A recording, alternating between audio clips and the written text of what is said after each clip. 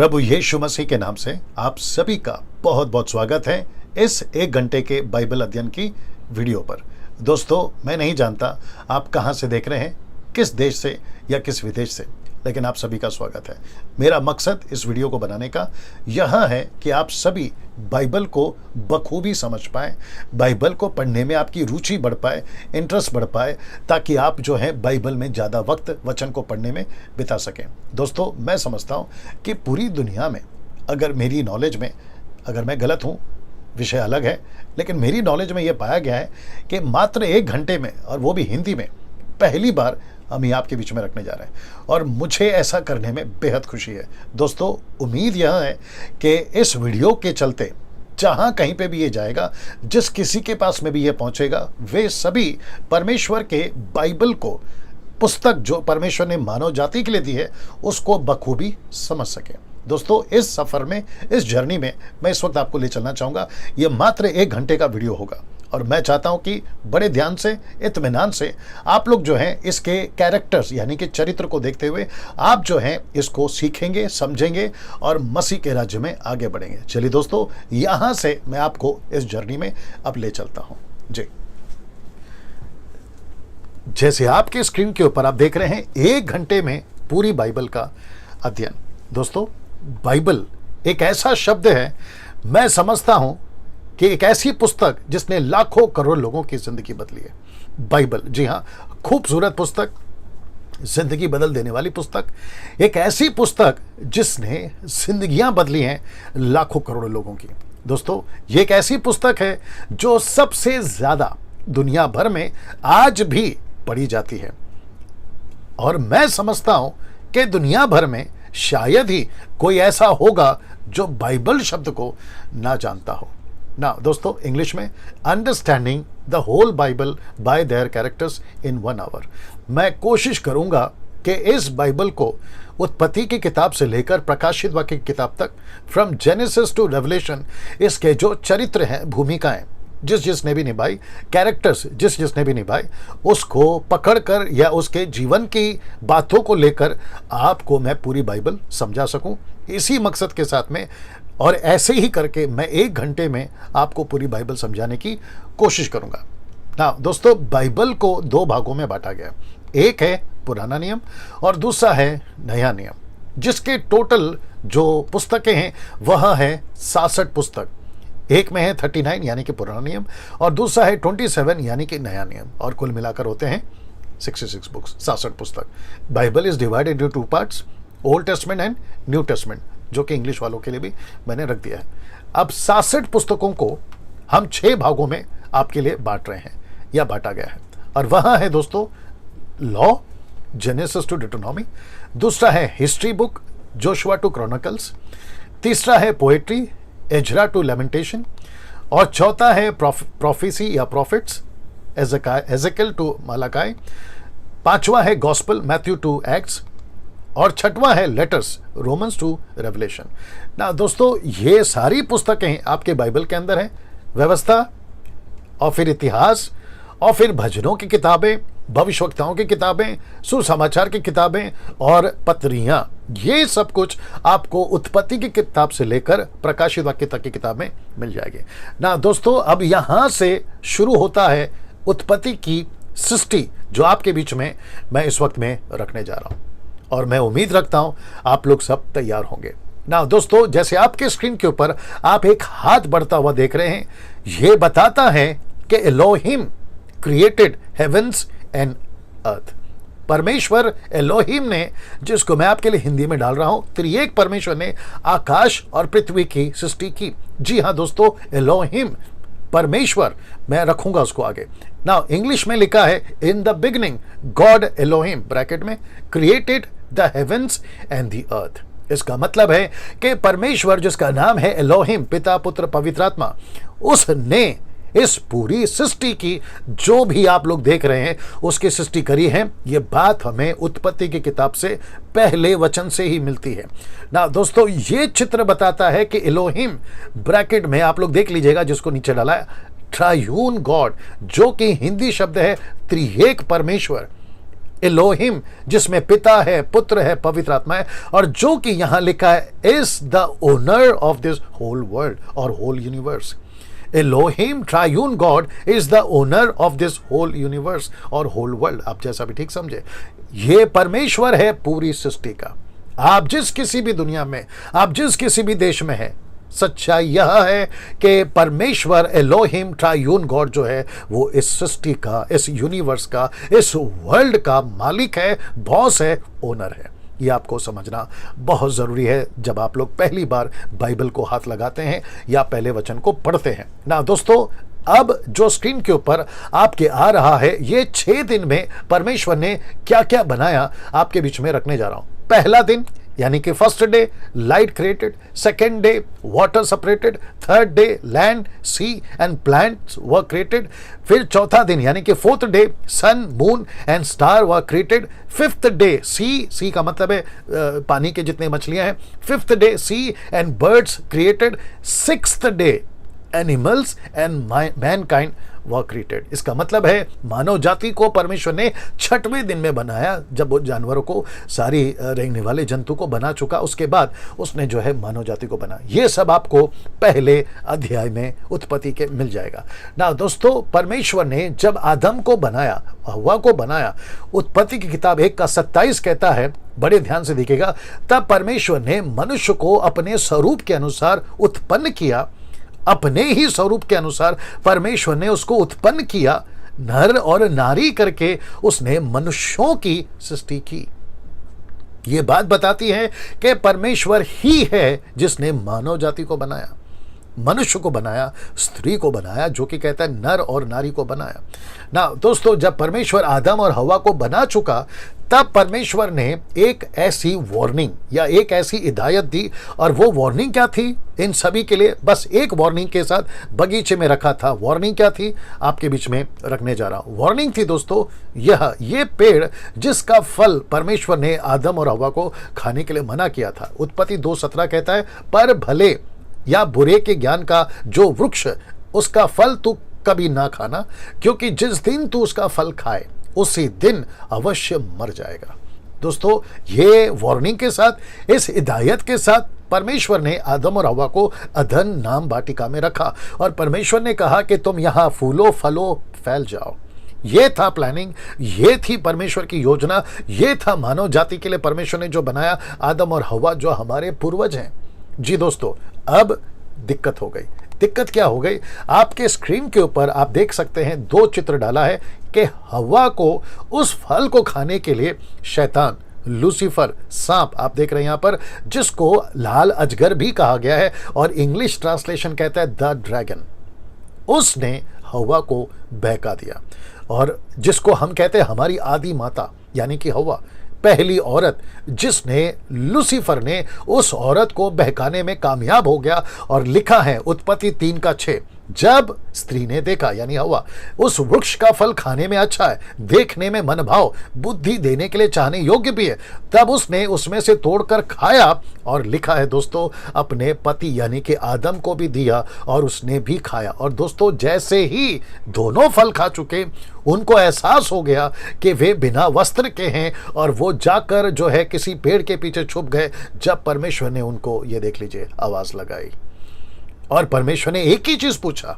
उत्पत्ति की किताब उसका 3:9 में, आदम तू कहां है? देख लीजिएगा, तब यहोवा परमेश्वर ने पुकार कर आदम से पूछा, तू कहां है? इसका मतलब ये नहीं था दोस्तों कि परमेश्वर की आंखें नहीं है कि वो देख नहीं सकता कि आदम कहां है। परमेश्वर जानता था, लेकिन परमेश्वर पूछ रहा है कि आदम, आत्मिक लेवल में या स्तर पर आज तू कहां है? कहां से गिर गया? क्या हो गया? तू वैसा नहीं दिख रहा है जैसा मैंने तुझे देखा था। तू वहां नहीं दिख रहा है जहां मैंने रखा था। तू कहीं तो छुप गया है, मतलब कुछ तो हो गया है। और उसने पूछा तू कहां है? और दोस्तों, जानते हो क्या हुआ? परमेश्वर को एक निर्णय लेना पड़ा।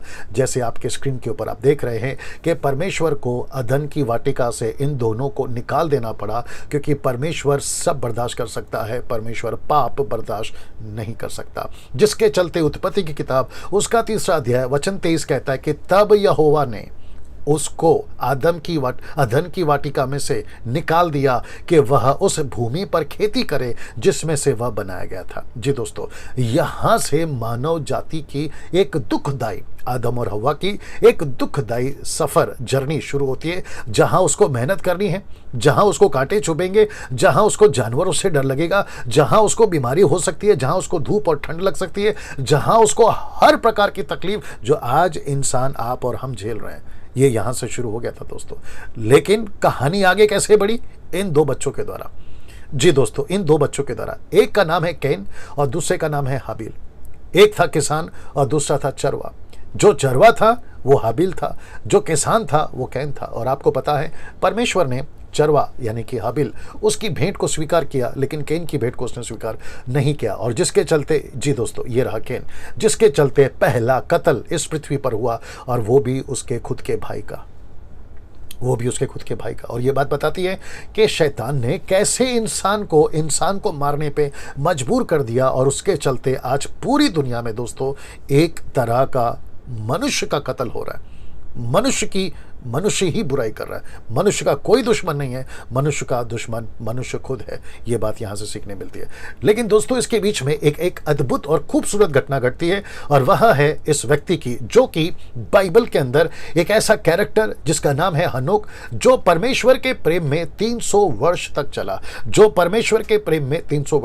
जानना चाहोगे? इस व्यक्ति ने जब परमेश्वर के प्रेम को समझा, इसने जाना कि परमेश्वर कोई है जो दिखता तो नहीं है, उसकी मूर्ति तो नहीं है, लेकिन वो कहां है। और जब उसने जान लिया, ऐसा लिखा है कि 365 वर्ष की उम्र का ये हनोक 300 साल परमेश्वर के साथ चलता रहा, और एक दिन परमेश्वर ने उसको उठा लिया। और ये आज तक दोस्तों, जी आपने ठीक सुना, ये आज तक परमेश्वर के पास में है और परमेश्वर की उपस्थिति में है ना। दोस्तों, अब यहां से एक ऐसा क्या कहते हैं, मोड़ आता है, या पृथ्वी की एक ऐसी दुर्दशा होने जा रही है। जब आप लोग बाइबल को पढ़ोगे, आपको यह दृश्य दिखाई देगा जो आपके बीच में अभी आ रहा है, ये वाला। यहां क्या हुआ दोस्तों? उत्पत्ति 6:4 कहता है कि उन दिनों में पृथ्वी पर दानव रहते थे। क्योंकि परमेश्वर के पुत्रों ने मनुष्यों की पुत्रियों को जब देखा, आप स्क्रीन के ऊपर बिल्कुल साफ दे सकते हैं कि ये गिराए हुए स्वर्गदूत हैं, जिसको कहते हैं पतन किए हुए स्वर्गदूत, फॉलन एंजल्स। मनुष्य का रूप लेकर इन्होंने मनुष्य की बेटियों के साथ में विवाह किया, और जिसके चलते बाइबल कहती है कि उन दिनों में दानव, जाइंट्स, उन दिनों में पृथ्वी पर रहते थे। कुछ ऐसे जिनकी ताकत बेमिसाल, जिनकी कद या हाइट बेमिसाल, और जो मनुष्य से बिल्कुल अलग होते थे, और ऐसे पृथ्वी पे दानव रहते थे। और तब परमेश्वर ने यह निर्णय लिया उत्पत्ति के 6वें अध्याय में कि मैं पृथ्वी को नाश कर दूंगा। लेकिन दोस्तों, परमेश्वर की नजर एक ऐसे व्यक्ति पर पड़ी जिसका नाम है नूह। जी दोस्तों, इसके 3 बेटे थे, इसकी 3 बहू थी और इसकी एक पत्नी थी। ये टोटल मिलाकर 8 लोग थे।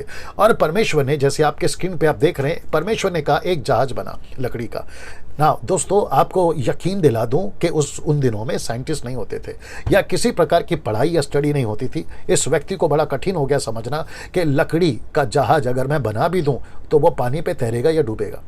इसको यकीन था, विश्वास था कि अगर परमेश्वर ने कहा है तो लकड़ी का जहाज जरूर पानी पे तैरेगा, क्योंकि इसके पहले ना तो कभी बारिश हुई थी, ना इसके पहले कोई जहाज बना था, ना इसके पहले कोई ऐसी घटना थी कि जहाज पानी पे तैरता है। लेकिन इसने परमेश्वर पर विश्वास किया, जिसका जिक्र पौलुस इब्रानी किताब उसके 11 अध्याय में भी करता है ना। दोस्तों, यहां से परमेश्वर ने एक ऐसी योजना बनाई कि आदम, उसके 3 बेटे, 3 बहू और उसकी पत्नी, 8 लोगों को तो बचाया, लेकिन ये सभी जानवरों को भी बचाया, जोड़ी समेत, मतलब जोड़ा जिसको आप बोल सकते हैं, मेल फीमेल, ऐसे करके परमेश्वर ने इनको बचाया।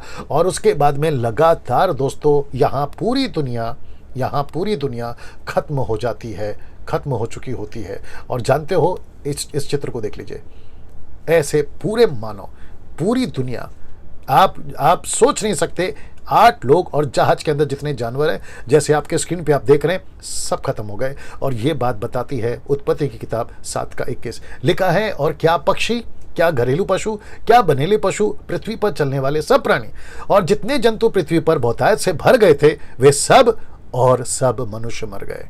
आपने अपने स्क्रीन पर देखा। और ये मरे कैसे? लगातार 40 दिन और 40 रात लगातार बारिश होती रही, और जिसके चलते मानव जाति यहाँ पर सिर्फ 8 लोग छोड़कर बाकी मर गए ना। दोस्तों, अब यहाँ से आपके स्क्रीन के ऊपर 0 क्रिएशन डेट दिखता है और फिर उसके बाद में 1656 फ्लड्स एंड्स करके आप देखते हैं। तो इसका मतलब है कि पहली तारीख से लेकर 1656 56 जो भी आप बोलना चाहें, यहां तक जो है पूरी दुनिया पानी के द्वारा परमेश्वर ने समाप्त करी।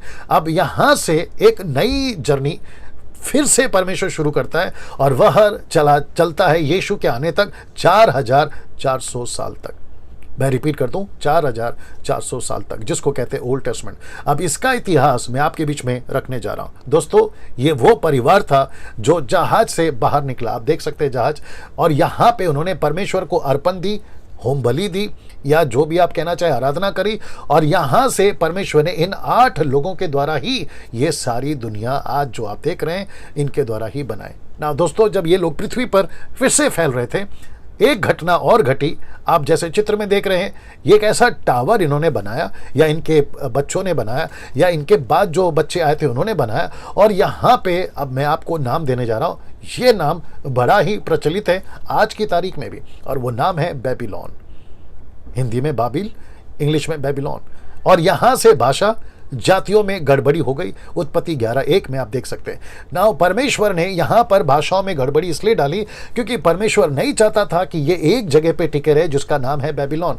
यहाँ पे कई वजह हैं इसकी फैलाने की, क्योंकि यहाँ मूर्ति पूजा, व्यभिचार सब कुछ शुरू हो गया था, और परमेश्वर चाहता था कि यहाँ से लोग फैल जाएं, और जिसके चलते जो है मानव जाति जो मकसद के साथ बनाया पूरी पृथ्वी पर परमेश्वर की ही महिमा हो, जिसके चलते परमेश्वर ने भाषा जातियों में गड़बड़ी करी। आज जितनी भी भाषाएं, 6000 से भी ज़्यादा जितनी भी जातियां हैं, कई हजारों में, ये सब यहाँ से स्प्लिट यानी कि यहाँ से फैलना हुआ है। ये सत्य है ना। दोस्तों, अब आपके सामने मैं एक ऐसे व्यक्ति का परिचय देने जा रहा हूँ जो कि बहुत बहुत मायने रखता है।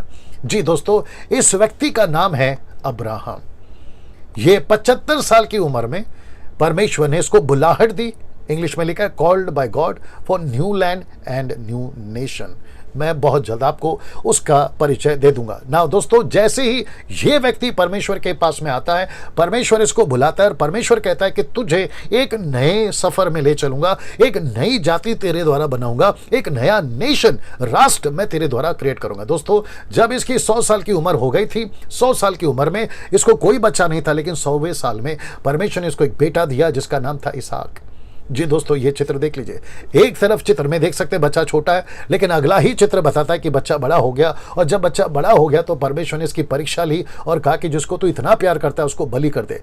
आप जानना चाहोगे ऐसा क्यों? क्योंकि यहाँ पे ये चित्र बताता है कि परमेश्वर ने जैसे ही कत्ल करने गया उसको रोका, और ठीक उसके बगल में आप देख सकते हैं कि एक मेढ़ा है, और परमेश्वर चाहता था कि इसके द्वारा ये मैसेज जाए या संदेश जाए कि मनुष्य की बलि नहीं, परमेश्वर एक ऐसे मेमने की बलि, एक ऐसे बकरे की बलि, एक ऐसे जानवर की बलि, एक ऐसे मेढ़े की बलि जिसको यीशु को रिप्रेजेंट करता है, जो कि मानव जाति के लिए बलि होगा। ये मैसेज हमको यहाँ से मिलता है ना। दोस्तों, क्योंकि अब यहाँ से एक राष्ट्र बनना है, एक नई जाति बनना है, और उसके चलते परमेश्वर ने इसहाक का जो है विवाह एक ऐसी महिला से करवाया जो आपके बीच में, जी ये वाली, जिसका नाम है इसहाक एक तरफ और रिबका एक तरफ। इंग्लिश में आइजैक एंड रेबेका। इनके द्वारा 2 बच्चे पैदा हुए, और ये दोनों बच्चों का नाम है यह, एक का नाम है एसाव और दूसरा का नाम है जेकब। एसाव और याकूब आप लोग बाइबल में जब पढ़ोगे तो आपको मिलेगा। एक बनता है शिकारी और दूसरा जो है वो घर पर रहता है, खेती करता है, और जो है खाना बनाने में माहिर होता है। और दोस्तों, इसकी घटनाएं अद्भुत इसलिए भी है क्योंकि जो एसाव था उसको भूख लगी और उसने अपना बड़ा भाई होने का पद बेच दिया मात्र एक भोजन के लिए। ये बताती है कि परमेश्वर के पद जो हमको मिला है उसको कभी भी हल्के में नहीं आंकना है, क्योंकि परमेश्वर ने इस व्यक्ति को जब दिया वो पद तो इस व्यक्ति ने उसको खाने के चक्कर में जो है खो दिया, और बाइबल कहती है पछताने के बाद भी इसको वो पद वापस नहीं मिला। दोस्तों, यहाँ से कहानी आगे बढ़ाऊंगा, क्योंकि याकूब जब भाग जाता है गलत तरीके से अपने भाई को धोखा देकर, तो यहाँ पर जब वो सो रहा होता है तो उसकी मुठभेड़ परमेश्वर से होती है। परमेश्वर उसको दर्शन देता है, याकूब को परमेश्वर कुछ बातें बताता है, जेकोब कुछ बातें बताता है, और वो बातें यह है कि याकूब, मैं तेरे द्वारा एक नई जाति, एक नया युग शुरू करूंगा। और परमेश्वर इसका नाम, याकूब का नाम का मतलब है चोर, परमेश्वर उसका नाम बदल कर इज़राइल रखता है, और परमेश्वर उसको 12 बच्चे देता है, 12 पुत्र उसको होते हैं, और जिसमें से जो नीचे बैठा आप देख रहे हैं जिसका हाथ वो याकूब है, और जो नीचे है वो जोसेफ है। हिंदी में यूसुफ, इंग्लिश में जोसेफ। ये व्यक्ति जब अपने भाइयों की जो अत्याचार का शिकार होता है, क्योंकि परमेश्वर इसको बता चुका होता है कि तू जो है सब भाइयों पे राज करेगा, इसको बेच दिया जाता है, इसको एक ऐसे महल में पहुंचा दिया जाता है जिसको कहते हैं पोतीपर, या और ये रहा पोतीपर की पत्नी जो यूसुफ के साथ में गलत काम करना चाहती थी, लेकिन यूसुफ क्योंकि ईमानदार था, वो यहोवा का भय मानने वाला था, उसने इस बात को स्वीकार नहीं किया और वो वहां से भाग गया, वो जेल पहुंच गया। कई अत्याचार के बाद में परमेश्वर ने दर्शन के द्वारा उसको फिर से खड़ा करा और वो उस देश का, उस पूरे अकाल में जो अकाल पड़ा था, परमेश्वर ने उसको मंत्री बनाया, क्योंकि परमेश्वर ने इस यूसुफ के द्वारा, जोसेफ के द्वारा पूरी दुनिया को खाना खिलाया, अनाज दिया। और ये बात बताती है कि पृथ्वी पर परमेश्वर ही राज्य करता है। और ये वो जोसेफ था जिसके चलते परमेश्वर मिस्र में, इजिप्ट में एक नई युग को शुरू कर चुका था जिसका नाम था इज़राइल, जिसका नाम था इज़राइल। ये 430 साल तक इजिप्ट में थे, मिस्र में थे। और यहाँ पर दोस्तों एक ऐसी बात हो गई कि जो राजा उस वक्त में था, जो यूसुफ को और यूसुफ के परमेश्वर को नहीं जानता था, उन्होंने 430 साल की गुलामी इजरायलियों को दी, जहाँ लाखों लाखों लोग जो हैं गुलामी में थे। और तब दोस्तों एक ऐसे व्यक्ति की एंट्री होती है जिसका नाम है मोसेस या मूसा। जी दोस्तों, मोसेस या मूसा। इस व्यक्ति ने 6 लाख लोगों को छुड़ाया। इस व्यक्ति ने व्यवस्था यानी कि लॉ लाया। इस व्यक्ति ने 40 साल इजरायलियों की अगुवाई की। जानते हो, आप पहले ये चित्र देख लीजिए, ऊपर लिखा है from burning bush to Egypt. इस व्यक्ति ने, आप एक तरफ देख सकते हैं बर्निंग बुश है, दूसरी तरफ आप देख सकते हैं फिरौन का राजा है, जिसको हारून और मूसा ने ये एक चुनौती दी कि मेरे लोगों को जाने दे।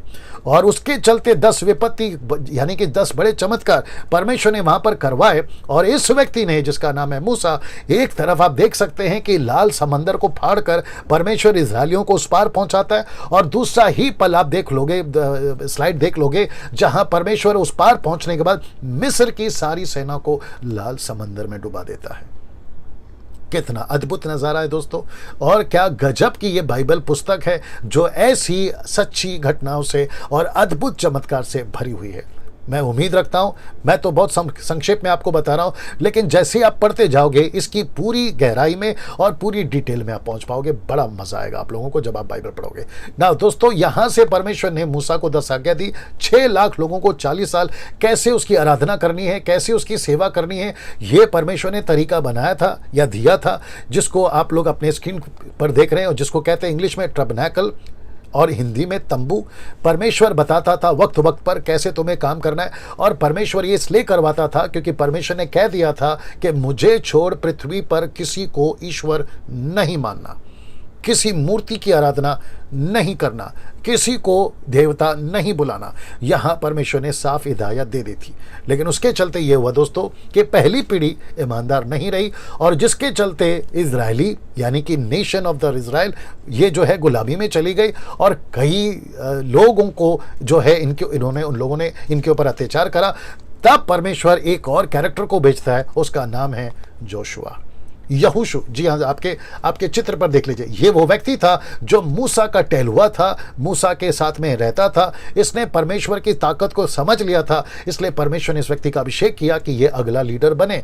और इसने क्या किया दोस्तों, आपके स्क्रीन के ऊपर आ रहा है, इसने वॉल ऑफ जेरिको को नीचे गिराया मात्र एक बड़ी आवाज देकर, जिसको आप वर्शिप बोल लीजिए, जिसको आप परमेश्वर की आराधना बोल लीजिए, आप जैसा बोलना चाहें। और दूसरी तरफ क्रॉसिंग द जॉर्डन, मतलब यरदन नदी पार करना। अब यहाँ से दोस्तों परमेश्वर ने अद्भुत तरीके से इनको जो है चलाना शुरू किया। लेकिन ठीक इसके बाद में जब योशू मर जाता है तो वक्त वक्त पर राजा, वक्त वक्त पर अगुवे बदलते चले गए। और उसमें था ये गिडियन, हिंदी में गिदोन। स्वर्गदूत का दर्शन मिलता है और इसको परमेश्वर कहता है कि तू फिलिस्तीनियों के हाथ से इजरायलियों को छुड़ाएगा। और 7 साल की गुलामी जो थी मिधानियों में, उनसे इसने उनको विजय दिलाए। उसके बाद में दोस्तों अगला कैरेक्टर आता है और वह है सैमसन, जिसकी ताकत बेमिसाल थी, उसके बालों में ताकत थी, और जिसके चलते उसने ऐसे फिलिस्तीनियों को हराया। 2 पिलरों से उसको बांध कर रखा था, उसको उसने तोड़ दिया। इसकी ताकत इतनी बेमिसाल थी दोस्तों कि ये शेर तक को फाड़ देता था, इतनी ताकत थी। लेकिन ये हमेशा ताकतवर तो रहा, लेकिन कभी ऐसा पढ़ने में आएगा आपको कि ये एक महिला जिसका नाम है दलाइला, उसकी गोद में सर रखकर उसने वो रहस्य बता दिया जो कि उसके सर के बाल पर था, और यहां पर ये हार गया, फेल हो गया। और बताते हैं कि ये ताकतवर तो था लेकिन एक महिला के सामने झुक गया। इसकी ताकत बेमिसाल थी, कईयों को मार सकता था, लेकिन ये खुद से कभी नहीं लड़ पाया, और जिसके चलते ये यहां पर ये हार गया और इसकी मृत्यु हो गई इसी फिलिस्तीन के महल को गिराने में।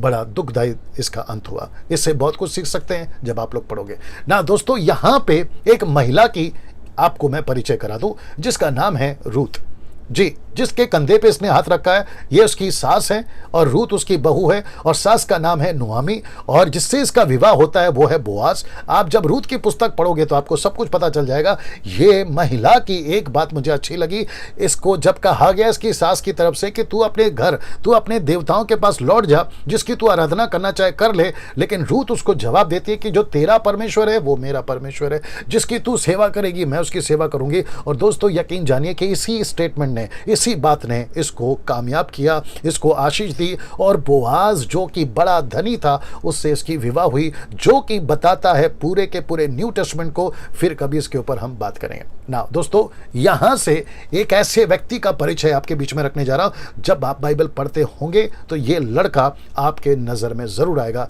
जिसका नाम है सैमुएल। सैमुएल बड़ी छोटी उम्र में इसको परमेश्वर के भवन में रख दिया गया था, और यहां से दोस्तों इसको परमेश्वर ने इतने अद्भुत रीति से इस्तेमाल किया। इसको आप पहला प्रॉफिट, फर्स्ट प्रॉफिट बोल सकते हैं, पहला भविष्यवक्ता, जो कि ये लड़के के द्वारा 2 राजाओं का परमेश्वर ने अभिषेक करवाया। पहला राजा जिसका नाम है शाऊल, राजा शाऊल आपके स्क्रीन के ऊपर, और दूसरा राजा जिसका नाम है राजा दाऊद। आप सभी जानते हैं राजा दाऊद के बारे में, जिसने गोलियात को मारा है और जिसने परमेश्वर के लोगों को चलाया है और अद्भुत रीति से चलाया है, राजा दाऊद ना। दोस्तों, राजा दाऊद के बारे में ये चित्र बताती है कि ना केवल गोलियात को मारा और विजय हासिल करी, लेकिन इसने परमेश्वर के लोगों को बड़ी ईमानदारी से, बड़ी खूबी से परमेश्वर के राज्य में इसने लोगों को चलाया ना। दोस्तों, जब यहां से ये कैरेक्टर खत्म होता है, एक दिलचस्प कैरेक्टर आपके बीच में रखने जा रहा हूं, और वह है एलाइजा एंड एलाइशा, एलिया और एलिशा। अद्भुत बात है दोस्तों, ये दोनों के दोनों अपने जमाने में अद्भुत सामर्थ्य थे। एक व्यक्ति ने 7 बड़े चमत्कार किए तो एलीशा ने 14 चमत्कार किए। अद्भुत रीति से परमेश्वर ने दोनों को चलाया, और ये बात बताती है कि परमेश्वर अपने जमाने में, बाइबल के जमाने में अद्भुत रीति से लोगों को सामर्थ्य देता था या पावर देता था। लेकिन जैसे ही ये सब कुछ हो गया दोस्तों, इजरायली 70 साल की गुलामी बेबीलोनियंस के पास, राजा नबूकदनेस्सर के पास पहुंच गई, और जिसके चलते एक कैरेक्टर आपके बीच में पेश कर रहा हूं जिसका नाम है नेहमिया। इस व्यक्ति ने मंदिर तो नहीं बनाई, क्योंकि मंदिर का काम एजरा को मिला था, एजरिया को मिला था, लेकिन इस व्यक्ति ने जो दीवार गिर गई थी उसकी मरम्मत करी। कुछ ऐसे, ना दिन देखा ना रात देखा, और 52 दिन में, मात्र 52 डेज में इसने परमेश्वर की गिरी हुई भवन की दीवार को मजबूती से बनाया, सताव का सामना किया, चैलेंजेस का सामना किया, लेकिन इसने विजय हासिल करी। दोस्तों, इसी कड़ी में एक और महिला का परिचय आपको देने जा रहा हूं, क्योंकि वक्त रहते रहते कई जाति, कई किंग्स, राजाओं, लोगों ने इजरायली के नेशंस पर अपनी आंख लगाई थी, और उस वक्त में एक महिला जिसका नाम है एस्तर, यहूदियों को खत्म कर दो, यहूदियों के सारे, यहूदियों का मतलब है नेशन ऑफ इजराइल, उसको खत्म कर दो। लेकिन ये महिला जिसका नाम है एस्तर, इसने 3 दिन के उपवास के साथ में परमेश्वर की उपस्थिति में बैठकर राजा के मन को अपनी तरफ मोहित कर दिया, आकर्षित कर दिया, और उसने वो बिल साइन करने पे मजबूर कर दिया जहां यहूदियों के पक्ष पे हो, और यहूदी बचाए गए। दोस्तों, जैसे ही ये घटना घटी, बीच में आपको एक ऐसी पुस्तक मिलेगी जिस पुस्तक का नाम है अय्यूब, इंग्लिश में जोब। ये वाला, इसके बच्चे थे, इसकी प्रॉपर्टी थी, इसका सब कुछ अच्छा चल रहा था, लेकिन अचानक से सब कुछ खत्म हो गया, क्योंकि बिहाइंड द सीन, पर्दे के पीछे, दोस्तों आपको बताना चाहूंगा, पर्दे के पीछे लूसीफर यानी कि शैतान एक ऐसी बात को करने चला गया, या एक ऐसी बात उसके साथ में हो गई, इसका सब कुछ खत्म हो गया, क्योंकि परमेश्वर के पास में लूसीफर ने जाकर कहा कि मैं तुझे जो है अय्यूब को आपने इतनी आशीष दी है, अगर आप उसकी आशीष छीन लोगे तो आपको वो तिरस्कार करेगा, आपके विरोध में बात करेगा। लेकिन ऐसा इस व्यक्ति ने कुछ भी नहीं किया दोस्तों। और ये बात बताती है, आपके बीच में वचन रखने जा रहा हूं, अय्यूब की किताब उसका पहला अध्याय 21 से 22 तक में, मैं अपनी माँ के पेट से नंगा निकला था या नंगा निकला, वही नंगा लौट जाऊंगा, यहोवा ने दिया, यहोवा ही ने लिया, यहोवा का नाम धन्य है। इन सब बातों में भी अय्यूब ने ना तो पाप किया और ना परमेश्वर पर मूर्खता से दोष लगाया। और इसी बात ने दोस्तों परमेश्वर के इस अच्छे दास और इतने अच्छे ईमानदार सेवक को दुगना आशीष दिया। आपके स्क्रीन के ऊपर आप देख सकते हैं कि इसकी जो उम्र थी मरते वक्त में, लिखा है उसके बाद अय्यूब 140 वर्ष जीवित रहा, 4 पीढ़ी तक अपना वंश देखने पाया। यह आशीष की बात है, 140 वर्ष तक जीवित रहा ना दोस्तों। अब यहां से शुरू होता है प्रॉफिट्स का सिलसिला। प्रॉफिट्स की यानी कि भविष्यवक्ताओं की एंट्री होती है, जिन्होंने मसीहा के आने की भविष्यवाणी वक्त रहते करी है ना दोस्तों। ये सारे नाम आपके बीच में मैं रख रहा हूं, हिंदी में नहीं रख पाया, आप लोग इसको जब पढ़ोगे तो आप लोगों को मिल जाएगा। ये सारे जो नाम हैं आपके बीच में मैं रख रहा हूं ना दोस्तों। अब यहां से हमारा नया नियम शुरू होता है और वह है यह ना दोस्तों। मैं चाहता हूं कि जब आप नए नियम की बात करते हैं या आप जब नया नियम पढ़ोगे तो आपको एहसास हो जाएगा कि नए नियम में एक ही कैरेक्टर है और वह है यीशु। यह चित्र, जी दोस्तों, जिसके बारे में 600 साल पहले भविष्यवाणियां हो चुकी है, जिसका परिचय मैं आपको अभी करा चुका हूं। ये 600 साल पहले से एक भविष्यवाणी हो गई थी, जिसको ज्योतिष तक जानते थे कि एक अभिषेकित पैदा होगा। आपके स्क्रीन के ऊपर आप देख लीजिए, एक अभिषेकित पैदा होगा। ये ज्योतिष विश्वासी नहीं थे, ये अविश्वासी थे। इनका ईश्वर यहोवा नहीं था, एलोहिम नहीं था, लेकिन उसके बावजूद ये स्टडी कर चुके थे उन दिनों में कि पृथ्वी पर एक मसीहा पैदा होगा। और वो मसीहा पैदा हुआ और ये तारे ने, ये जो स्टार आप देख रहे हैं, इस तारे ने उनका मार्गदर्शन किया। और जब ये पहुंचे राजा के पास में, जो कि ये चित्र में आप देख रहे हैं, राजा हेरोदेस, इन तीनों ज्योतिषों ने पूछा, ये नहीं पूछा कि जो बच्चा पैदा हुआ है वो कब, इन्होंने सिर्फ इतना पूछा वो बच्चा जो पैदा हुआ है कहाँ। फर्क है कब में और कहाँ में, मैं इसको बता चुका हूं। अब ये राजा को जैसे ही पता चलता है कि बच्चा पैदा हुआ है और वो राजा बनेगा, इसने 2-2 साल के बच्चों को मरवा डाला जो इजरायली के गोत्र के बच्चे थे।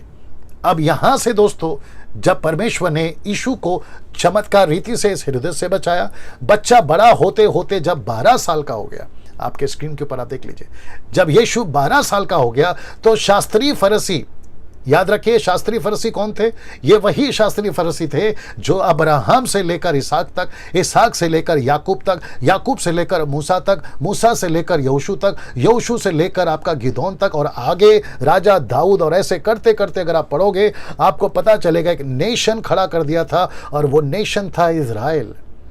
और उसके बाद परमेश्वर ने उनको एक तंबू टबरनेकल दिया था, व्यवस्था दी थी, और जिसके चलते परमेश्वर उनको चलाता था। लेकिन जब मसीहा पैदा हो गया तो नया नियम शुरू हो गया और इनके बीच में परमेश्वर यीशु मसीह जब 12 साल के थे सवाल जवाब करते थे। और यहीं से ये शास्त्री फरीसियों को पता चल गया कि ये जो लड़का 12 साल का यानी यीशु मसीह, ये जो है इसकी पढ़ाई अलग है, इसकी बातें अलग हैं, इसकी सीख अलग है, ये कुछ अलग है। इनको यहीं से आभास हो गया था। और यहीं से जब यीशु 30 साल का हो गया, आपके चित्र स्क्रीन के ऊपर देख लीजिए, यीशु का बपतिस्मा होता है और यीशु फिर वापस वहीं पहुंचता है जहां पहले ये शास्त्री फरीसी 12 साल के लड़के को देख चुके थे। और यीशु मसीह ने यहां से इनके बीच में फिर वो बातों को रखना शुरू किया जिसकी भविष्यवाणी, वो चाहे यशाया हो या फिर हेजकेल हो, यर्माया हो, जिन्होंने प्रोफेसी करी थी। इन्होंने सब कुछ बताया कि कैसे मसीह आएगा। और यहां से यीशु मसीह ने अपनी सेविकाई शुरू करी 40 दिन के उपवास के साथ। आपके स्क्रीन के ऊपर देख लीजिए, यहां से यीशु मसीह ने जब 40 दिन का उपवास खत्म किया, जिसकी परीक्षा शैतान ने भी ली, यीशु मसीह को परखा, पवित्र आत्मा साथ में थे, यीशु मसीह कामयाब निकला, सफल निकला, क्योंकि वचन उनके साथ था। और बाइबल कहती है कि यीशु मसीह 100% अगर परमेश्वर था तो 100% मनुष्य भी था। और उसी के चलते वो यहाँ विजय हुआ। और यहाँ से दोस्तों एक अद्भुत जर्नी में अब आपको लेकर चलना चाहूँगा। और मैं यकीन जानता हूँ कि ओल्ड टेस्टमेंट जितना इंटरेस्टिंग अभी तक आपको लगा, उससे डबल इंटरेस्टिंग अब आपको जो है न्यू टेस्टमेंट लगेगा। यहाँ से यीशु सेविकाई को शुरू करते हैं। मत्ती का 9:35 में लिखा है, यीशु सब नगरों गाँव में फिरता रहा, उनकी सभाओं में उपदेश करता, राज्य का सुसमाचार प्रचार करता, हर प्रकार की बीमारी दुर्बलता को दूर करता रहा। यीशु 3 चीज़ कर रहे थे दोस्तों। एक था वो उपदेश दे रहे थे, यानी कि टीचिंग। दूसरा था वो प्रचार कर रहे थे, यानी कि अन्य जातियों के लिए। और तीसरा वो चमत्कार कर रहे थे बीमारों के लिए। चमत्कार, मिरेकल्स साबित कर रहे थे कि यीशु की टीचिंग खरी थी और यीशु का प्रचार खरा था। इस बात को साबित करते यीशु के चमत्कार में मैं कुछ फोटोज या चित्र आपको दिखाऊंगा। हालांकि बहुत चमत्कार हैं, एक एक नहीं बता सकते हैं क्योंकि खुद बाइबल भी नहीं बताती।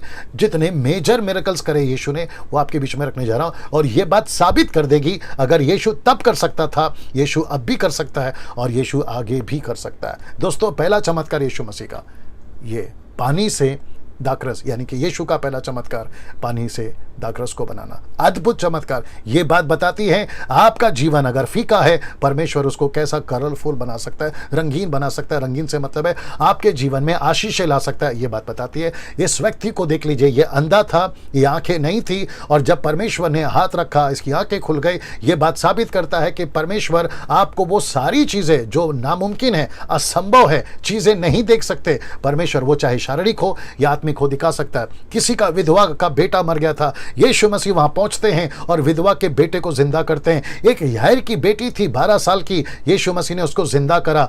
जब यीशु के चेले जो बाद में उसके पीछे चले, उनको जब मछली नहीं मिल रही थी पूरी रात, यीशु मसीह उनके बीच में पहुंचते हैं, अद्भुत चमत्कार करते हैं। और यह बात बताती है कि जहां सब कुछ खत्म हो जाता है, जब यीशु आ जाता है तो सब कुछ शुरू हो जाता है। जहां सब कुछ नहीं दिखता या खत्म हो गया है, यीशु कहता है मैं यहां से शुरू करूंगा। एक औरत थी दोस्तों 12 साल की, उसको लहू बहने का रोग था। जब उसने यीशु के मात्र दामन को छुआ, उसका जो है बीमारी चला गया। डॉक्टरों की इलाज के बावजूद भी वो जो ठीक नहीं हो पा रही थी, यीशु के दामन को छूती है, जैसे स्क्रीन पे देख रहे हैं, उसकी बीमारी चली जाती है। और ये बताती है कि यीशु के हाथ में तो सामर्थ है ही, लेकिन यीशु के कपड़े में, यीशु के वचन में कितनी सामर्थ है, ये बात बताती है। एक एक एक एक लड़का था दोस्तों, एक दोस्त था उसका यीशु का, जिसका नाम था लाजर। उसकी 2 बहनें थी, मार्था और मरियम, जैसे चित्र में देख रहे हैं। उसको मरे 4 दिन हो गए थे, और आपको पता है यीशु मसीह ने उस लड़के को जिंदा किया, जैसे आप स्क्रीन के ऊपर देख रहे हैं। और ये बात बताती है कि यीशु की ताकत कितनी है, यीशु की सामर्थ कितनी है। वो चाहे 4 दिन का मुर्दा भी क्यों ना हो या 8 दिन का मुर्दा, अगर यीशु आवाज लगाएगा कि लाजर बाहर निकल, तो उसको निकलना होगा, क्योंकि यीशु की आवाज में सामर्थ है। दोस्तों, एक जगह पर ऐसी घटना घटी जहां 3 दिन तक लगातार लोग वचन सुन रहे थे, लेकिन उनके पास में खाना नहीं था। यीशु ने 5 रोटी और 2 मछली से 5000 की भीड़ को खिलाया। यह बात बताती है कि जब सब कुछ खत्म होता है, जहां कोई रास्ता नहीं निकलता, यीशु मसीह वहां रास्ता निकालता है। दोस्तों, ये घटना जो चित्र आप देख रहे हैं, एक व्यक्ति जिसको पैरालाइज था या अपंग था, 4 लोगों ने उसको नीचे उतारा घर के छत को तोड़कर, और यीशु मसीह उसको तुरंत चंगाई देता है। दोस्तों, इसके बाद एक चित्र आपके बीच में रखूंगा, ये वाला, जो कि एक व्यक्ति के अंदर 6000 दुष्ट आत्मा थी। आप कल्पना भी नहीं कर सकते, 6000 दुष्ट आत्मा। इसकी जिंदगी नरक बन गई थी दोस्तों। ये जंगलों में रहता था, कब्रों में रहता था, माता पिता से दूर रहता था, गांव से दूर रहता था, कोई पसंद नहीं करता था। लेकिन इस एक व्यक्ति के लिए यीशु मसीह नदी पार कर कर आते हैं और इसकी जिंदगी को छूते हैं, और ये भला चंगा हो जाता है। यह बात बताती है कि यीशु मसीह एक व्यक्ति की भी प्रार्थना सुन सकता है, एक व्यक्ति के लिए भी कहीं पे भी जा सकता है, एक व्यक्ति के लिए भी परमेश्वर कुछ भी कर सकता है। यह बात बताती है। दोस्तों, ठीक वैसा ही 38 साल से एक व्यक्ति कहीं पर पड़ा हुआ था, जिसको बैतसैदा कहते हैं, चल नहीं सकता था। चमत्कार चारों तरफ हो रहे थे, लेकिन इसके नजर में और इसके जीवन में कोई चमत्कार नहीं हो रहा था। चारों तरफ खुशियां थी, लेकिन इसके जीवन में कोई खुशियां नहीं थी। लेकिन ठीक यीशु मसीह वहीं पहुंचता है और इस व्यक्ति को हाथ पकड़कर उठाता है, और यह 38 साल का व्यक्ति भला चंगा हो जाता है। यह बात बताती है, जब कोई आपको नहीं पूछेगा, तब यीशु आपको पूछेगा। जब आपकी कोई चिंता नहीं करेगा, तब यीशु आपकी चिंता करेगा। दोस्तों, ऐसी ही घटना में एक और घटना घटी। एक तरफ फोटो है जो आप देख सकते हैं कि तूफान को थमा रहा है, और दूसरी तरफ आप देख सकते हैं उसी तूफान पर यीशु चलकर आ रहा है। आपकी जिंदगी में कौन से तूफान उठे हैं, यीशु थमा सकता है। आपकी जिंदगी में कौन से तूफान पे आप चल रहे हैं, जो आप कहते हैं कि मैं डूब रहा हूं, यीशु आ जाएगा उसी तूफान में चलकर आपका हाथ पकड़कर आपको बचाने के लिए। दोस्तों, ऐसी ही घटना जब हो रही थी, जब ये सब कुछ चल रहा था, जब ये सब कुछ यीशु का कार्य शास्त्री फरीसी देख रहे थे, जब सब कुछ ये बातें चल रही थी, दूसरी तरफ यीशु को पता था कि मैं पृथ्वी पर सिर्फ चमत्कार करने नहीं आया, मैं पृथ्वी पर सिर्फ मुर्दे जिंदा करने नहीं आया, मैं पृथ्वी पर सिर्फ चमत्कार करने नहीं आया, मैं बहुत बड़े कीमत को चुकाने आया, जो गतसमनी के बाग में यीशु मसीह ने उस प्रार्थना में बिताई, जहां वो चाह रहा था कि ये कटोरा टल जाए, ये दुख टल जाए, लेकिन उसने जानते हो अंतिम में क्या कहा, मेरी नहीं बल्कि तेरी मर्जी पूरी हो जाए, तेरी मर्जी पूरी हो जाए। आपको भी यही प्रार्थना करना है। आप कितने दुख में, आज कोई फर्क नहीं पड़ता, आप कितने परेशानी में हैं, इस सब से यीशु गुजर चुका है, और यीशु की तरह सीखना होगा कि प्रभु मेरी नहीं बल्कि तेरी मर्जी पूरी हो जाए। जानते हो यीशु मसीह यहाँ प्रार्थना में क्या कर रहे हैं? यीशु को पता था कि कुछ लोग साजिश कर रहे हैं। ये देख लीजिए, वो साजिश क्या थी? यीशु को मार देने की। ये शास्त्री फरीसी जो 12 साल के लड़के को यानी यीशु को पसंद नहीं करते थे, ये वहीं से समझ गए थे कि ये मसीहा कुछ तो अलग करने आया है, कुछ ऐसा इतिहास घटाने आया है जो हमें पसंद नहीं है, जो मूसा की व्यवस्था 4000 साल से हम लेकर चल रहे हैं, या जो भी सदियों से हम लेकर चल रहे, ये व्यक्ति उसके खिलाफ क्यों बात कर रहा है? क्योंकि यीशु मसीह को भेजा ही गया था कि व्यवस्था को निकालकर, ओल्ड टेस्टमेंट को निकालकर न्यू टेस्टमेंट को लाना और एक ऐसे युग को शुरू करना जो आज तक चल रही है, जो कि न्यू टेस्टमेंट है, जिसको कहते हैं नई वाचा का जीवन। या फिर परमेश्वर हमें बताना चाह रहा है कि इसी तरीके से जो है अब युग चलेगा। लेकिन इनको पसंद नहीं था दोस्तों, जो ये शास्त्री फरीसी आपको चारों तरफ दिख रहे हैं यीशु के। इन्होंने योजना बनाई, ये चले गए कई राजाओं के पास यीशु की शिकायत लेकर, और वहां पर उन्होंने कहा कि हम यीशु को पकड़ना चाहते हैं, उसको हम मार डालना चाहते हैं। जानते हो यीशु को किसने मरवाया? यीशु को किसने पकड़वाया? इस व्यक्ति ने, जिसका नाम है यहूदा इस्करियोत। और आपको पता है इस व्यक्ति को किसने इस्तेमाल किया? जी दोस्तों, लूका की किताब उसका 23 का 3 से 6 लिखा है कि शैतान यहूदा में समाया, जो इस्करियोती कहलाता, 12 चेलों में गिना जाता। उसने जाकर महायाजकों को और पहरुओं के सरदारों के साथ बातचीत की, उसको क्रूस पर किस प्रकार उनके हाथ पकड़वाए। वे आनंदित हुए, उसे रुपए देने का वचन दिया, उसने मान लिया और अवसर ढूंढने लगे कि बिना उपद्रव के उसके हाथ कैसे पकड़वा दे। तो इस व्यक्ति ने दोस्तों 30 चांदी के लालच के सिक्के में आकर यीशु को पकड़वाने की योजना बना दी। दोस्तों अब ये जो चित्र आप देख रहे हैं, जहां यीशु को एक कटघरे में खड़ा कर दिया और चारों तरफ पिलातुस, हेरोदेस, हन्ना महायाजक, कैफा महायाजक और कई शास्त्री फरीसियों ने ना जाने कितने इल्जाम यीशु पर लगाए, जिसको एलिगेशन इंग्लिश में कहते हैं, कई इल्जाम लगाए। लेकिन यीशु मसीह को एक भी जज या एक भी राजा किसी प्रकार का कोई दोष नहीं दे पाया। पिलातुस हो, हेरोदेस हो, हन्ना महायाजक हो, कैफा हो, किसी ने भी कोई दोष नहीं पाया। लेकिन पब्लिक को पैसे देकर, लोगों को, चोर उचक्कों को पैसे देकर या उनको भड़काकर यीशु को सूली चढ़ाओ, यीशु को सूली चढ़ाओ, ऐसी क्या कहते हैं, धोखेबाजी के साथ में यीशु को पकड़वा दिया गया। यीशु को पकड़वा दिया गया। ये वही शास्त्री फरीसी हैं जिन्होंने मसीहा को नहीं समझा। मसीहा इनके लिए आया था, इसलिए तो लिखा है ना कि मैं अपने घर में आया लेकिन मुझे अपनों ने नहीं पहचाना।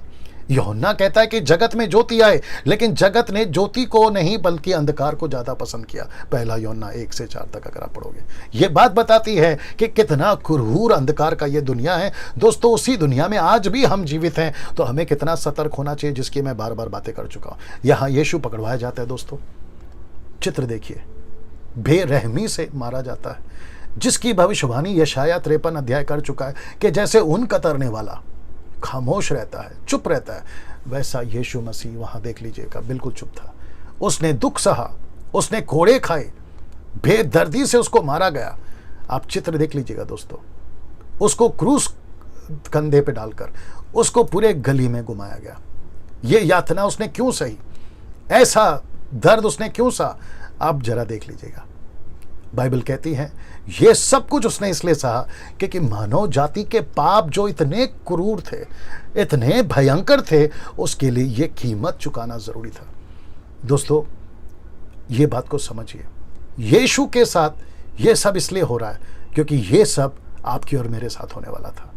लेकिन यीशु ने हम पर ना बीतते हुए, हम पर ये ना बीते, उसके चलते उसने खुद के ऊपर ये सब कुछ सह लिया।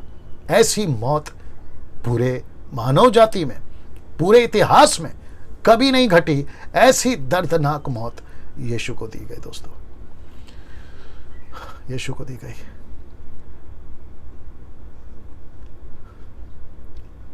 आप सोच नहीं सकते, ऐसी दर्द, ऐसी मौत यीशु को दी गई। किसी व्यक्ति को मानव इतिहास में कभी नहीं मारा गया, ऐसी मौत यीशु को दी गई। ये चित्र देखिए दोस्तों, ये चित्र देखिए। और फिर उसके बाद में यीशु को सूली पर चढ़ा दिया गया, और जिसके चलते यीशु मसीह इस क्रूस पर मानव जाति के लिए मर गया, 2 डाकुओं के बीच में। और बाइबल ये भी बताती है कि ये यहां तक चुप नहीं रहे, एक बर्छा लेकर यीशु के पसली पर भेदा गया, और जो कि बताता है कि लहू और पानी एक साथ निकला। यह बात बताती है कि आखिरी कतरा यीशु का शरीर पर नहीं बचा था और जो आखिरी कतरा बचा था उसके हार्ट पर, दिल में, वो तक बह गया। और ये बात बताती है कि यीशु मसीह ने एक कतरा भी अपने शरीर पे नहीं रखा, बेरहमी से उसको मार दिया गया। जानते हो यीशु ने क्या कहा मरते मरते? जो मुझे और आपको हिला देगा, ऐसी क्रूर सजा देने वालों को और ऐसी दुनिया को जहां पर उन्होंने क्या नहीं किया था, चमत्कार, मुर्दे जिंदा करना, अंधों को जिलाना, कोढ़ियों को शुद्ध करना, ऐसे दुनिया को उन्होंने क्या कहा पता है? देखिए लूका 23:34, लूक 23:34 लिखा है कि तब यीशु ने कहा, हे पिता इन्हें क्षमा कर, क्योंकि ये नहीं जानते कि ये क्या कर रहे हैं। लूका 23:46, 23:46 क्या कहता है पता है? यीशु ने बड़े शब्द से पुकार कर कहा, हे पिता मैं अपनी आत्मा तेरे हाथों में सौंपता हूं। यह कहकर उसने प्राण त्याग दिए। कुछ लोग कहते हैं कि यीशु मसीह को क्यों मारा गया? यीशु अगर परमेश्वर था तो क्यों मर गया? अगर यीशु मसीह सच्चा था तो क्यों मर गया? इतना ताकतवर था तो क्यों मर गया? अब कैसे बताएं दोस्तों कि वो यीशु मसीह खुद के लिए नहीं मरा, वो मानव जाति के लिए मरा, वो पूरी दुनिया के लिए मरा। इसलिए तो लिखा है, इसीलिए तो हम उसका प्रचार करते हैं। और यही वजह है दोस्तों, आज मैं भी आपके बीच में ये 1 घंटे का वीडियो बना रहा हूं जो कि बताता है कि कैसे यीशु मसीह ने मानव जाति के लिए दुख उठाया और वो बलिदान हो गया। लेकिन दोस्तों यहां समाप्त नहीं हुआ। एक ऐसी अद्भुत बात हो गई, एक ऐसी घटना घट गई जो शास्त्री फरीसी कभी नहीं सोच पाएंगे, मानव जाति कभी नहीं सोच पाएगा। Something happened on the 3rd day. तीसरे दिन कुछ तो हो गया। जानते हो क्या हो गया? यीशु मसीह मुर्दों में से जी उठा। यीशु मसीह कब्र को चीरता फाड़ता हुआ जी उठा। और इसलिए आपके स्क्रीन के ऊपर देख लीजिए, यीशु जी उठा। जानते हो यीशु जी उठा कितने उन्होंने देखा? 1 कुरिन्थियों 15:5 और 8 में देख लीजिए, लिखा है कि कैफा यानी कि पतरस 12 को दिखाई दिया, कैफा को दिखाई दिया, 500 से अधिक भाइयों को एक साथ दिखाई दिया, जिनमें से बहुतेरे अब तक वर्तमान है, यानी कि जब पौलुस लिख रहा था, पर कितने सो गए। फिर याकूब को दिखाई दिया। तब सब प्रेरितों के बाद लिखता है, पौलुस कहता है, सबके बाद मुझको भी दिखाई दिया जो मानो अधूरे अधूरे दिनों का जन्मा हूं। ऐसी ऐसी घटना घटी मानव जाति में जिसका प्रचार आज आप और हम कर रहे हैं दोस्तों। और मैं आपके बीच में रख दूं कि यीशु मसीह ने अपने 12, 120, 3000, 5000 चेलों को साफ हिदायत दी। और लिखा है कि यीशु बात करने के बाद बादलों पर उठा लिए गए। और जब वो बादलों पर उठा लिए गए तो 2 पुरुष नीचे आए। क्यों? एक स्पष्ट संदेश देने के लिए कि जैसे वो गया है वैसे ही वो एक दिन नीचे आएगा। लेकिन तुम्हारा काम क्या है? 120 जब इकट्ठा थे दोस्तों, पवित्र आत्मा उनके बीच में उतरता है। 120 को पवित्र आत्मा सामर्थ से भरता है। पतरस उसमें से एक था जो 3000 को प्रचार करता है। 3000 का उद्धार होता है। और वो 3000 गली गली, शहर शहर, आज पूरी दुनिया में जिसका जिक्र मैंने करा कि लाखों करोड़ों की जिंदगियां बदल रही है, उस बाइबल से, उसी वचन से जिसका अभी मैं आपको वीडियो बनाकर बता रहा हूं। ये पतरस था, ये योना था जिसने 3000 का प्रचार किया। ना केवल प्रचार करा लेकिन ये चमत्कार करते थे। जन्म के लंगड़े को उन्होंने ठीक करा और ये लंगड़ा उछलता कूदता हुआ परमेश्वर की स्तुति करता हुआ जब पूरे वो उस यरूशलेम में, उस समरिया में, यहूदिया में जब एक प्रकार का हल्ला मच गया। जानते हो दोस्तों क्या किया गया? जैसे यीशु को मारा था वैसे उन्हीं शास्त्री फरीसी ने फिर से एक लड़के को मारा जिसका नाम था स्टीफनुस। और यहां पर यह बात बताती है कि परमेश्वर का वो जो 7 साल का युग था वो यहां पर एंड होता है, जिसका जिक्र दानियेल की पुस्तक में मैं कर चुका हूं। और उसके बाद में दोस्तों जब ये हो रहा था तो स्टीफन ने यीशु मसीह को पिता के दाहिने हाथ में खड़े हुए देखा और ठीक उसके बगल में अब हाथ बांधा हुआ जो एक व्यक्ति है, उसका परिचय मैं थोड़ी देर में कराऊंगा। लेकिन जब ये सब कुछ हो रहा था तो दोस्तों कलीसिया फैल गई। शहर शहर, गांव गांव सताव जब बढ़ गया था। प्रेरितों की किताब 8वां अध्याय को जब आप पढ़ने में आओगे आपको पता चलेगा कि यहां से कलीसिया पूरी तरह से फैल गए, दुनिया के कोने कोने में चले गई। और पहली सदी के 52वें साल में थोमा भारत पहुंचा था इसी सुसमाचार को लेकर और उसने यह प्रचार किया था। और उसी के चलते कैरेक्टर मुझे मिला जिसका नाम था फिलिपुस। और उसने खोजा, यानी कि जो यूनुक था उसका उद्धार कराता है, उसको बपतिस्मा देता है। फिर उसके बाद में दोस्तों ये कैरेक्टर आता है जिसका नाम है पौलुस का जीवन परिवर्तन। ये पौलुस जिसने कलीसिया को सताया था, जिसने स्टीफन को मारा था और उसके कपड़े की रखवाली कर रहा था, इसका जीवन बदलता है परमेश्वर। और जब इसका जीवन बदलता है दोस्तों ये देख लीजिए, यहां से परमेश्वर उसको एक नई सेविकाई देता है। और वो नई सेविकाई में पौलुस को परमेश्वर जो है इस प्रकार से बदलता है उसका जीवन कि ये लिख बैठा 1 कुरिन्थियों 1:23 में, परंतु हम तो उस क्रूस पर चढ़ाए हुए मसीह का प्रचार करते हैं। फिर वो आगे कहता है रोमियो 15:10 में, पर मेरे मन की उमंग यह है कि जहां जहां मसीह का नाम नाम नहीं लिया गया, वहीं सुसमाचार सुनाओ। दोस्तों, इस व्यक्ति ने, जिसका नाम है पौलुस, ये कैरेक्टर जिसका नाम है पौलुस, इसने अपने जीवन काल में 14 पत्रियां लिखी। पौलुस ने 14 पत्रियां लिखी और कलीसिया को स्थिर करता चला गया, कलीसिया को मजबूत करता चला गया। दोस्तों, इसने कलीसिया की नींव डाली जैसे मूसा ने कलीसिया की नींव डाली। इस व्यक्ति ने कलीसिया की स्थापना करी जैसे मूसा ने टबरनेकल की स्थापना करी, जैसे मूसा ने 10 आज्ञा लाई। इसने कलीसिया का चलना कैसा होगा, दान क्या होते हैं, कलीसिया को कैसे कार्य करना है, ये सारी चीजों को बताने में परमेश्वर ने इस व्यक्ति की सहायता करी ना। दोस्तों, जब ये सब कुछ हो रहा था पहली सदी के 96 AD में, एक व्यक्ति जिसका नाम था यूहन्ना, जॉन, उस व्यक्ति को परमेश्वर एक दर्शन देता है। ये आखिरी कैरेक्टर है मेरे 1 घंटे के बाइबल का, जिसका नाम है यूहन्ना। आप देख लीजिएगा, इसको परमेश्वर एक अद्भुत योजना के साथ पाथमोस नाम टापू में भेजता है, जहां पर इसको सताव, दुख, क्लेश के साथ में गुजरना होता है। ये चित्र आप देख रहे हैं, स्वर्गदूत तुरी फूक रहे, स्वर्गदूत बता रहा है एक तरफ में कि पृथ्वी पर कैसा क्लेश पड़ेगा।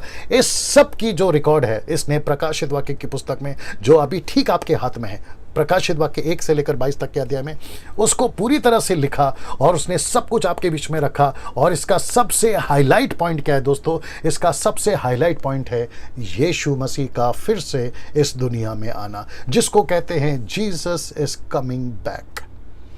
Jesus is coming back. दोस्तों, मैं उम्मीद करता हूं कि इस पूरे अभी तक आपने जो सीखा या आपने सुना या आपने देखा, यह बात बताती है कि कैसे परमेश्वर इस यीशु को इस पृथ्वी पर लाने के लिए एक कैसी योजना के साथ पूरे जो है दुनिया को चलाता है। इसका पैदा होना, इसका चमत्कार करना, इसका क्रूस पे मरना और उठा लिया जाना और वापस आना, ये बात को बताता है कि यीशु मसीह सच्चा है। मुझे नहीं पता कि कौन क्या कहता है, कौन क्या सिखाता है, लेकिन मैं आपको बता दूं, यीशु मसीह फिर से वापस आने वाला है इसी पृथ्वी पर। दोस्तों, अब आपके बीच में ये बात आपको समझना बहुत ज़रूरी है कि यीशु मसीह सच्चा है। जब आप बाइबल को पढ़ते हैं, जब आप पवित्र शास्त्र को पढ़ते हैं, ये बात बताती है कितनी सच्चाई है, कितनी खरी बातें हैं, कितनी अद्भुत बातें हैं इसके अंदर। मेरी विनती है आप लोगों से, ये वीडियो जब आपके पास पहुंचेगा, आपका बाइबल पढ़ना, आपका बाइबल पढ़ने का जो रुचि है वो बढ़ने लगे। आप परमेश्वर के वचन में, परमेश्वर के राज्य में मजबूती से आगे बढ़े, उसी मकसद के साथ ये मैंने वीडियो बनाया। दोस्तों, मेरी आपसे विनती है, नम्र विनती है, आप जो पुराने लोग भी हैं, मैं उनसे भी कहना चाहूँगा, आपका बाइबल पढ़ने का इंटरेस्ट अगर ख़त्म हो गया, ये वीडियो आपको फिर से जगाए और आपको बाइबल पढ़ने पे मजबूर करे। जो यूथ है, लड़का लड़की, वे आपको, जब ये वीडियो पहुंचता है, आप जब इस वीडियो को देख रहे होंगे, मेरी आप लोगों से रिक्वेस्ट है, ये वीडियो आपको फिर से बाइबल पढ़ने में मजबूर करे। क्या अद्भुत घटनाएं, क्या अद्भुत बातें, कहाँ पाएंगे इसके अलावा? इस बाइबल के अलावा और कहाँ पाएंगे? कोई ऐसी पुस्तक नहीं है जिसमें हम इन बातों को पा सकते, कोई पुस्तक नहीं है। आप खंगाल कर देख लीजिए, आप जांच कर देख लीजिए, आपको कहीं ऐसी बातें नहीं मिली। कितनी सच्चाई है, कितनी वास्तविकता है। क्या ऐसी पुस्तक को आप अपने अलमारी में बंद रखोगे? आप अपने तकिया के नीचे रखकर सुपरस्टिशियस की तरह इस्तेमाल करोगे? अंधविश्वास की तरह इस्तेमाल करोगे? दुष्ट आत्मा और शैतान को भगाने के लिए इस्तेमाल करोगे? शैतान और दुष्ट आत्मा नहीं भागते, जब वचन आपके अंदर आता है तब वो भागते हैं। यह आपको समझना होगा। मैं उन सेवकों को, अगर वो देख रहे ये वीडियो आप तक पहुंची है, सर, मैं आपको कहना चाहूँगा, परमेश्वर के वचन को ऐसे सिखाओ जैसे सिखाना उचित है। पहला पत्रस 4:11, जिसका मैं जिक्र कर चुका हूँ। परमेश्वर चाहता है कि इन आखिरी के दिनों में मनुष्य न्यूज़पेपर पढ़े या ना पढ़े, व्हाट्सएप पर मैसेज पढ़े या ना पढ़े, फेसबुक पर किसी का कमेंट्स पढ़े या ना पढ़े, यूट्यूब पर किसी और की बातों को देखे या ना देखे, लेकिन परमेश्वर चाहता है कि इन आखिरी के दिनों में हम परमेश्वर के वचन को पढ़ें, हम परमेश्वर के वचन को ज़्यादा तवज्जो दें, हम ज़्यादा परमेश्वर के वचन पर मनन करें, इन्फेसाइज करें, जिसके चलते जो है पूरी दुनिया बचाई जा सके। इतिहास गवाह है दोस्तों, मैं जो कि पहले बता चुका हूँ, बड़े बड़े धनवान, बड़े बड़े राजा इस पुस्तक को पढ़ने के चलते बच गए हैं, बदले गए, उनका जीवन बदला गया है। पौलुस का जिक्र मैंने अभी किया, कैसे परमेश्वर ने उसका जीवन को बदला, इसी वचन के चलते जो आज हमारे पास में। एक आखिरी बात बताकर मैं यहाँ पर समाप्ति पे जाना चाहूँगा। जानते हो आखिरी बात क्या है? ये वही बाइबल है जिसको लोगों ने चाहा कि ये प्रिंट ना हो, लेकिन आप जानते हैं सबसे पहले प्रिंटिंग मशीन अगर बनी थी, जब बनी थी, माफ़ करें, तो पहली किताब जो छपी थी वो ये बाइबल थी। Can you believe this? क्या अद्भुत है। इसी बाइबल को लाखों लोगों ने, कई राजाओं ने, कई मंत्रियों ने और कई ऐसे रूढ़िवादियों ने इसको जलाने की, फाड़ने की, खत्म करने की कोशिश करी, लेकिन आप जानते हैं वो मिट गए, वो खत्म हो गए। लेकिन ये बाइबल को खत्म नहीं कर पाए, परमेश्वर के वचन को खत्म नहीं कर पाए। ये इतिहास गवाह है, वो चाहे जैसे भी तैसे भी, जिस किसी भी भाषा में पहुंची, हिंदी, तेलुगु, तमिल, मराठी, गुजराती, लैटिन, आपका अमेरिकन से आपका चाइनीज, जिस किसी भी भाषा में, भाषा से कोई मतलब नहीं है, लैंग्वेज से कोई मतलब नहीं है, लिखाई से कोई मतलब नहीं है, कागज से कोई मतलब नहीं है, लैपटॉप से कोई मतलब नहीं है, आजकल जो टेक्नोलॉजी चल रही है उससे कोई मतलब नहीं है, लेकिन वचन तब भी उतना ही पावरफुल है जितना अब है, और जितना अब है वो आगे ही रहेगा। और यह बात बताती है कि परमेश्वर, सब कुछ खत्म हो जाएगा, आकाश और पृथ्वी टल जाएगी, लेकिन उसका वचन कभी नहीं टलेगा। Can you believe this? भजन संहिता 148 का 2 कहता है, परमेश्वर कहता है कि उसने अपने नाम से भी ज्यादा अपने वचन को महत्व दिया है। Can you believe this? और यशायाह 55:11 क्या कहता है? मेरा वचन बिना काम किए नहीं लौटेगा। मैं आप सभी से अपील करना चाहता हूं, आप सभी को रिक्वेस्ट करना चाहता हूं, ये वीडियो जितना हो सके शेयर करिए, जितना हो सके लोगों तक पहुंचाइए, जितना हो सके इसको वायरल करिए। मैं समझता हूं कि मसीह इतिहास में, पूरी दुनिया की बात कर रहा हूं, मसीह इतिहास में 1 घंटे में पूरी बाइबल को इस तरीके से कैरेक्टर वाइज आपके बीच में परमेश्वर ने अनुग्रह दिया, और यह सारा श्रेय प्रभु को जाता है, आपके बीच में रखने के लिए मुझे अनुग्रह दिया। मैं चाहता हूं कि इसका खूब फायदा उठाए। ये सदी अगर आज हम जिंदा हैं तो जब तक हूं, और अगर ये सदी खत्म होती है, अगली सदी आती है, अगर ये सिस्टम वहां तक चलता है यूट्यूब वाला, वहां तक लोग देखें और मसीह के नजदीक आए। आप सभी से यही विनती करूंगा, इसको जरूर देखें, दूसरों तक पहुंचाएं, और जितना हो सके इसको वायरल करें। दोस्तों, ये 1 घंटे का वीडियो आपको कैसा लगा? आप कमेंट्स बॉक्स, फेसबुक, यूट्यूब जब भी देखोगे, या फिर आपको मेरा नंबर मिलता है, ज़रूर अपनी प्रतिक्रिया दें, और यीशु के नज़दीक आए, उसी मकसद के साथ मैं इस वीडियो को बनाया। मैं जानता हूं कि इस वीडियो को आप ज़रूर देखोगे। प्रभु आपको आशीष दे। जय मसीह।